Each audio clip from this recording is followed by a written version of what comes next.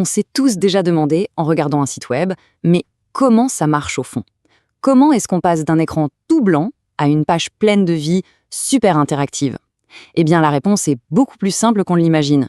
En fait, presque tout ce qu'on voit en ligne est bâti sur seulement 3 briques fondamentales. Aujourd'hui, on va les découvrir ensemble.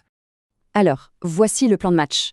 On va commencer par décortiquer l'anatomie d'un site web, puis on va, en quelque sorte, assembler une page pièce par pièce. D'abord, le squelette avec le HTML, ensuite on va l'habiller avec le CSS, et pour finir, on lui donnera vie grâce au JavaScript. C'est parti? On attaque la première partie, l'anatomie d'un site web. La grande question, comment un écran vide se transforme en un site complet? La clé, pour tout comprendre, c'est de réaliser qu'un site web, ce n'est pas un seul bloc. Non, c'est plutôt le résultat de 3 langages qui collaborent en parfaite harmonie. En fait, à la base de tout, un site web, c'est juste un document. Un peu comme un document Word, mais que votre navigateur Internet sait lire. Et ce document, il est écrit avec notre fameux trio, HTML, CSS et JavaScript. Allez, on passe au premier langage, et sans doute le plus fondamental des 3, le HTML. C'est vraiment le point de départ de n'importe quelle page web, sa fondation brute.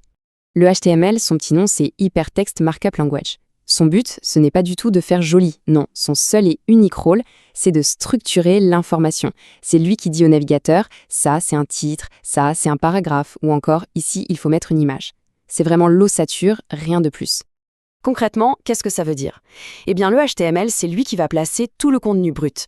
Les titres pour organiser les idées, les paragraphes pour le texte, les listes à puces, les liens qui permettent de naviguer, et même les emplacements pour les futures images et les boutons. C'est le contenu à l'état pur. L'analogie est parfaite, et c'est celle qu'il faut retenir. Le HTML, c'est le squelette. Il fournit la structure, les os, mais c'est tout. Imaginez un squelette humain. Il a bien une forme, mais il n'a ni vêtements, ni la capacité de bouger. Eh bien voilà, notre page web, pour l'instant, elle en est exactement là. Ok, notre squelette HTML est en place, mais bon, il est un peu tristounet, il faut l'avouer. C'est le moment de passer au CSS pour lui donner un peu de style et de la personnalité. Le CSS, qui veut dire Cascading Style Sheets, a une mission très claire, rendre les choses jolies. Il prend les éléments bruts du HTML et leur applique tout un tas de règles de style. C'est lui qui va décider des couleurs, de la police d'écriture, de la taille du texte, des espacements, bref, il s'occupe de toute l'apparence. Regardons bien ça. Voici à quoi ressemble une page web avec uniquement du HTML. C'est un simple document, du texte noir sur un fond blanc.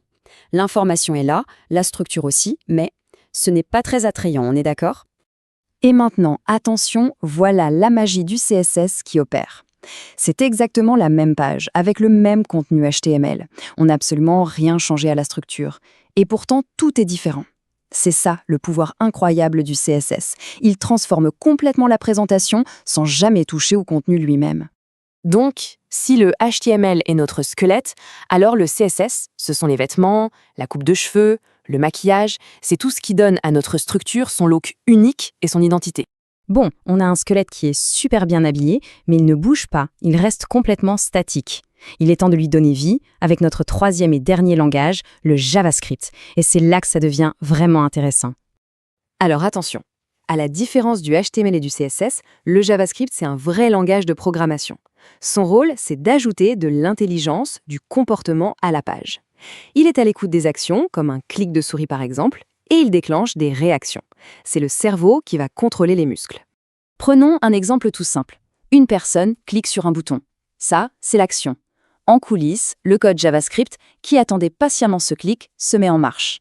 Et hop, il fait apparaître un menu qui était caché jusqu'à présent, et pour que ce soit clair, il change même le texte du bouton.